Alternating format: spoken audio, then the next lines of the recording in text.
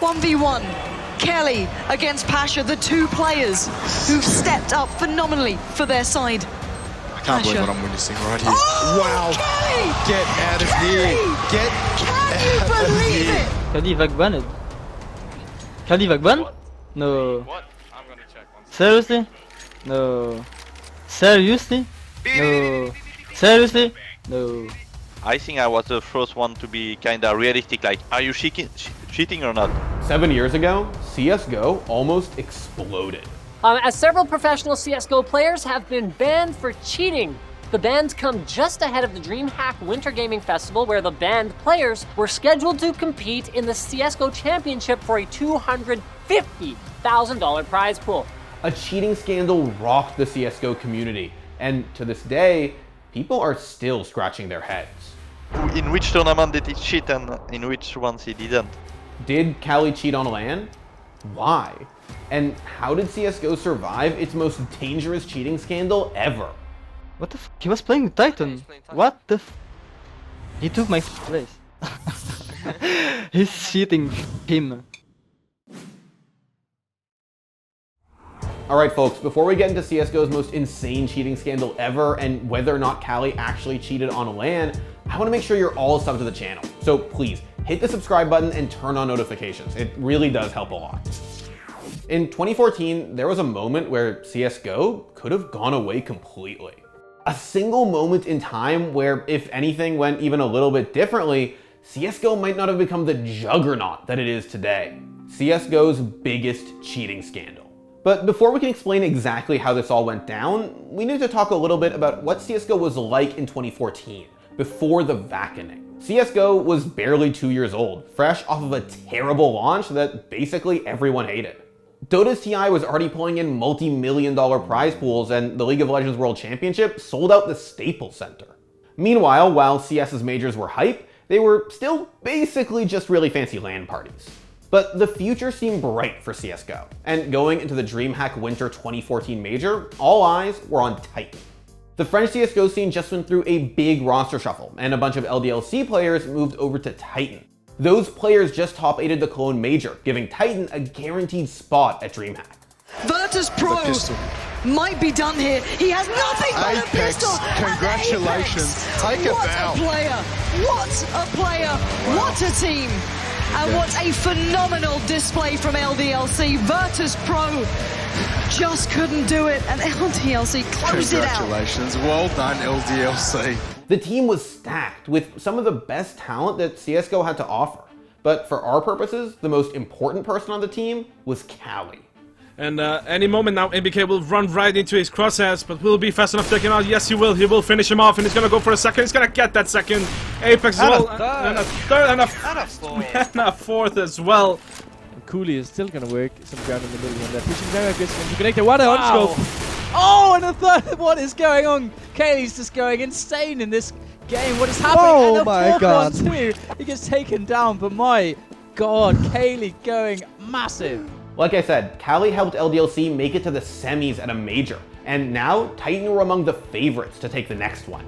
And even if he was not playing good in practice, individually we were so good as a team, and so we knew that we would do something good at the tournament. A few months before the major, Titan dummied Fnatic, LDLC, and NIP, 3 of the best teams in the world, at the DreamHack Invitational in Stockholm.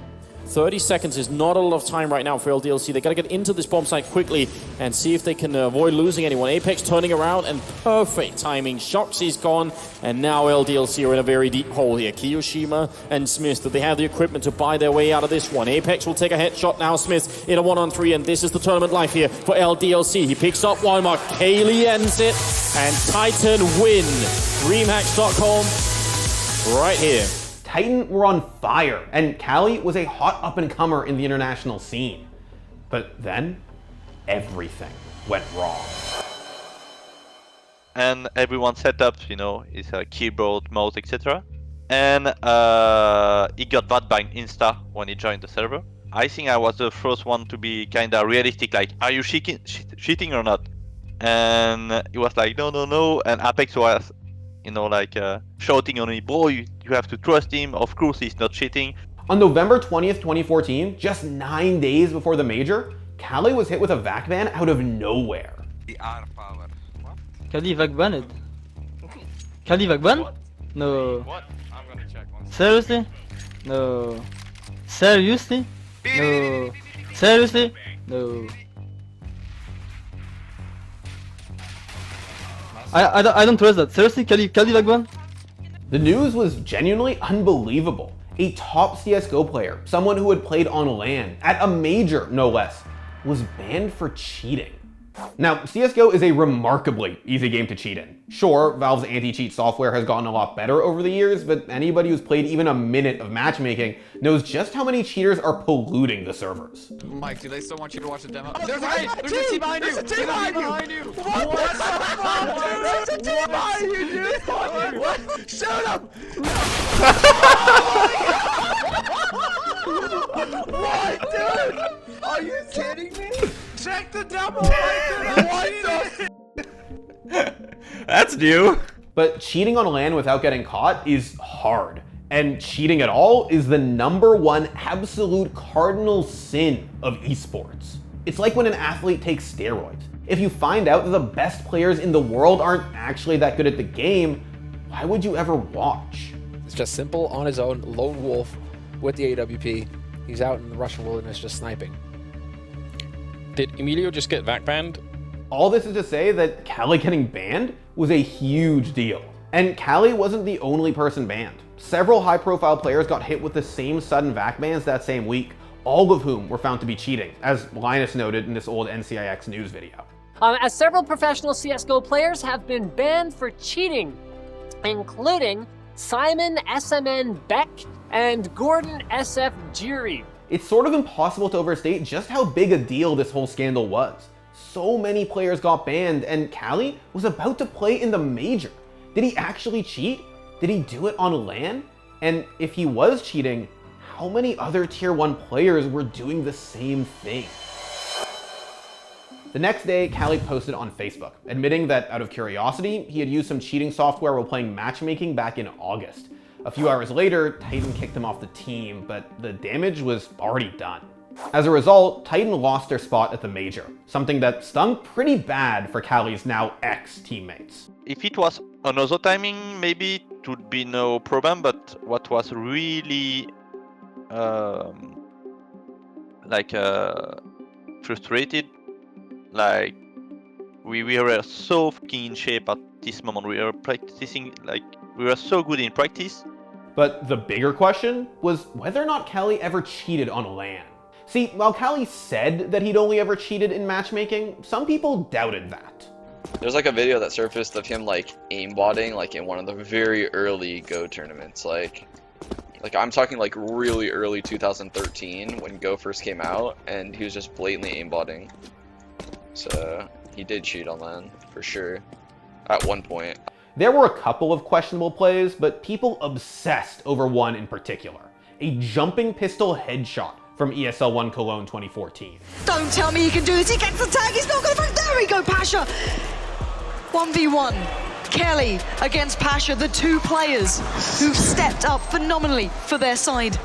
I can't believe what I'm witnessing right here. Oh, wow. KQLY! Get out of here. Get Can you out of believe here. it? To secure the final kill in that round. Oh, no. You said you wanted something special. It needs something special from these guys, and that is it. The shot is nuts, but unfortunately for all the amateur Reddit detectives out there, it's not actually totally impossible. At least that's what YouTuber 3ClicksPhillips found when he attempted it 100 times. I made it 14 head and 12 shots hitting elsewhere, making the outcome look like this. So was the shot lucky? Yes, but not as unlikely as you might think. The chances of hitting it are around 25% at best before you factor in things like how KQLY may not have fired at the top of his jump or know where Pasha was standing before jumping. I feel there is some tournaments where he didn't cheat, but I am sure he cheated in some tournaments also because, you know, I could see it in his eyes, you know, when we asked him, are you cheating or not? You know, he was not precise, so of course he cheated in some tournaments, but I don't think he cheated all the time. And then, of course, there was the last question. Was anyone else cheating? KQLY's ban threw the cheating accusations against pros into overdrive. Suddenly, it seemed like everyone was a cheater. Hell, calling people out was so common that Hiko even relayed his teammates' accusations in a post-game interview with the SEA. I know that a couple of my teammates are convinced that they think they cheat. In the months and years following KQLY's ban, no one was safe from cheating accusations, which caused a lot of problems for up-and-coming young players who are trying to make a name for themselves online. They wanted to know if I was really that talented, and they started calling me a cheater at one point. For me, the biggest thing with Stewie2K is he does this thing now. Okay, he never used to do this. Apparently, it's only started happening since he's been playing for Cloud9, and he does this thing with his mouse. Сейчас посмотрим на читерские настройки. Что у него там за читерские настройки? В мышке прямо написано, что там? Читы, сука! Ах ты читер, ах ты читак все сел тут, да? Despite that major having its own messy controversy in the form of the infamous Olaf boost, DreamHack Winter 2014 went off without a hitch. And just a few months later, at ESL1 Katowice, CSGO broke 1 million concurrent viewers on Twitch for the first time ever. Oh, there it is. Now it's on Exist 1v2 here. Fnatic, they could be the second or the first team to win a second championship here in Global Offensive, and Olofmeister's playing it so safely. They know that they have it. Exist gets one, and he's back on it. He's got the kid. He's holding it down. I'm not sure there's enough time. Fnatic, they do it! Ladies and gentlemen, your ESL1 Katowice champions are Fnatic! CSGO survived the cheating scandal because the game is just that good. By late 2016, ESEA and FACEIT released better anti-cheat software, while increasingly rigorous hardware checks became standard at LAN. And after a while, it became clear that cheating at a major LAN without getting caught was basically impossible. Can this guy, as many times as he's done, go up in front of not only a giant fucking crowd and stadium, but hundreds of thousands of people online, and play and compete against these people that are his real life friends for years and years and years, and cheat them out of hundreds of thousands of dollars multiple times over again? Can you? Yeah. You get the fuck out of here, dude! You can't do that. So what happened to the rest of the people who were caught up in this scandal? Well, the rest of the Titan members kinda got screwed. They just edged their way out of the smoke. Kenny in the smoke though, doesn't really find much luck. Maniac goes down, RPK, A1 versus 5 clutch is all that can save them now, and it's not gonna happen. 16-4, Penta, absolute domination. Titans struggled, bombing out of the next major they could play in before eventually falling apart. In 2016, the org folded, citing the KQLY scandal as one of the big reasons why they just couldn't keep going. As for the players themselves, they all went on to do bigger and better things on other French CSGO teams. And KNES and Apex even won a major in 2015. Oh, and a second headshot there. Flamey gonna be gone. Hiroshima, and there it is. Executive down. Envy winning the last major of 2015 and the second title in a row here for three of these players. The first for Penny and Apex. What a victory. And as for KQLY, well, he tried to make a return to CSGO in 2017, but things didn't exactly work out. A lot of people just didn't want to play with him. And the fact that he couldn't play in a major because of his VAC ban meant that any team that wanted to play in real events was never going to sign him. And his name kind of became a meme, brought up whenever anyone made a play that just kind of looked impossible. Whoa! Hey, KQLY style! Oh, okay, KQLY style activated, my friend. Yeah, KQLY style activated. I can see the... Okay, if I can see this guy... Oh my god. Oh, BP. Nice! KQLY style, mon frérot! KQLY style, il m'a tout appris, les frères! Since then, KQLY turned to streaming and eventually opened up a luxury car rental service in LA. Weird, I know. And at least one of KQLY's former teammates isn't nearly as mad at him anymore. I have maybe not too much problem with him. Like, of course what he did was bad. It was bad for every one of us. But it was especially bad for himself.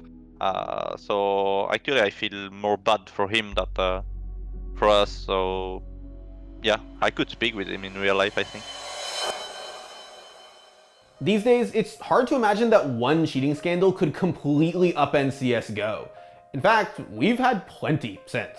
From iBuyPower's match-fixing scandal that broke in 2015, to Forsaken cheating on LAN in 2018, to the coaching bug mess in 2020, CSGO is riddled with scandal. But it refuses to die. That moment in time when KQLY cheated, the vackening happened, and everyone questioned the legitimacy of pro CSGO is long gone. The CSGO community still wears those scars, but it wears them with pride. It wears them knowing that it survived a game-destroying scandal at its most vulnerable moment and kept going. And it survived to become one of the biggest esports in the world. KQLY's banned through the cheating... Reddit detectives. Oh, Red Detectives. I see what you're saying. You should play Phoenix Wright. There's a detective called Dick Gumshoe. Dick Gumshoe? Yep. In the French version, his name is Dictective. Yes, is Dictective. Incredible. Why did they make that joke in English? Because, well, I think the pun in Japanese is very similar to like Dick Gumshoe, that his name is two like slang terms for a detective. Oh, right. Right? His name is Dick Gumshoe, so he's detective. I think Dick Detective is fun. It's pretty good. It's pretty good. It's not a good Herlock Sholmes, but they can't all be bangers.